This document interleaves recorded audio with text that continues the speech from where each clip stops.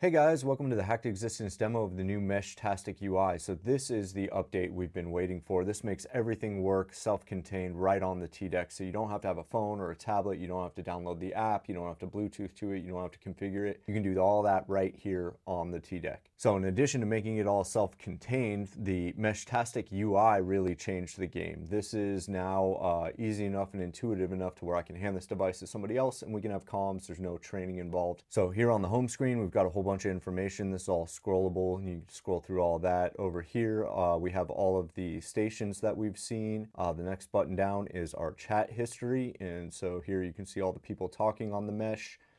This is my favorite button. This is the map button. So if I zoom out here, you can see how many nodes are covered all over Phoenix, and if I zoom out far enough, you can see that at one point the mesh reached all the way down to Tucson. That's over 100 miles, so it's really neat to be able to see that. And then we have the settings button.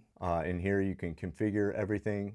You also have tools, so you can do things like signal scanning and trace routes. Pretty neat stuff. So back here on the home page, you can long press a lot of these buttons. So for example, if I long press the lower button, you can see I can turn the lower TX off, which effectively means now I am sniffing the network, but not participating in it. So I'm not acting as a repeater and I'm not giving up my location. I'm just watching all the traffic that's going on. You can do the same thing with GPS. So you can disable GPS. So you can even still participate in the mesh and be a repeater without giving up your location. Over here, this is all the devices that I've seen in the history. And so if you click on one of them, sometimes they'll have telemetry data down here of their GPS location, how many hops away there are. I've seen hops up to 7 and 8 hops, which is really neat. So the mesh gets pretty big and it keeps this whole running history of all the nodes that you've seen. Over here, we have our chat history. So I can go in here and see all the people that are talking. What's really neat is that's now getting written to the micro SD card. So even across upgrades, your history is going to persist.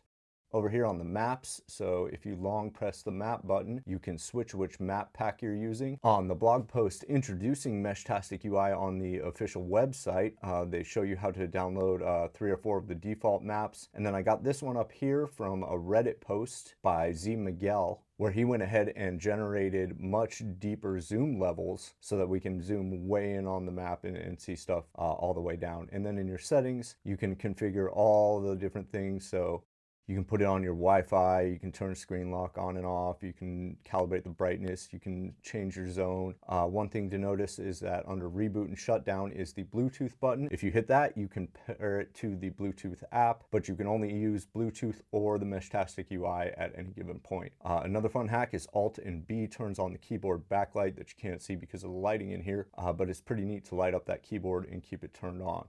So comparing the new Meshtastic UI to the older pre-Meshtastic UI firmware, as you can see, this is all very text-based, very kind of ncurses-esque. Quite a huge leap in interface. The UI on Meshtastic UI is just amazing. So in this video, I'm using the original Lilygo TDeck without the GPS. I have a whole YouTube tutorial on how to add GPS and a battery to this. You can also get the TDeck Plus that has the GPS and battery already built in. So as always, stay tuned and thanks for watching.